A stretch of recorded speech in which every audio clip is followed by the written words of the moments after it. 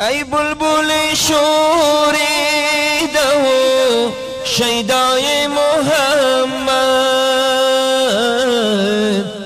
دیوانه شدی از غم سودای محمد، سودای محمد. جبریل امین در شب میراج با افلاک، بر تاریکی سر مانده قدم های محمد. ای بلبل شوریده و شیدای محمد، دیوانه شدی از غم سودای محمد. فرقان به نبی آمده، انجیل و عیسی، تورات و به موسی و تمنای محمد. از عالم بالا که زبور آمده پایین، داودی نبی هم به صفت های محمد. آن یوسف صادق و زلیخا وفادار،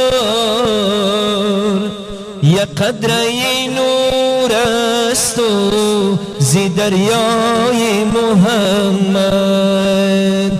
ای بلبل شوریده و شیدای محمد،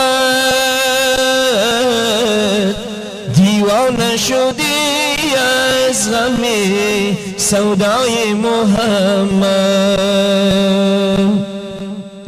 شاهان جهانم چو سلیمان و سکندر، پیوسته گدایی دری درگاه محمد، درگاه محمد.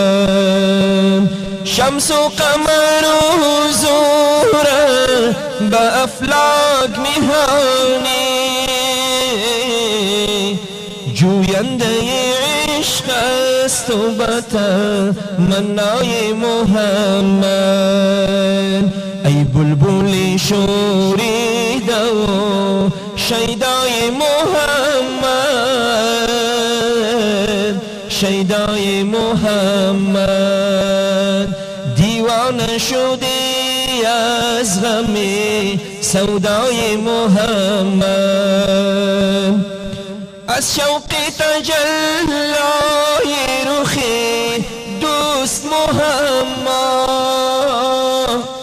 در دیده بکش خاک کف پای محمد، در دیده بکش خاک کف پای محمد.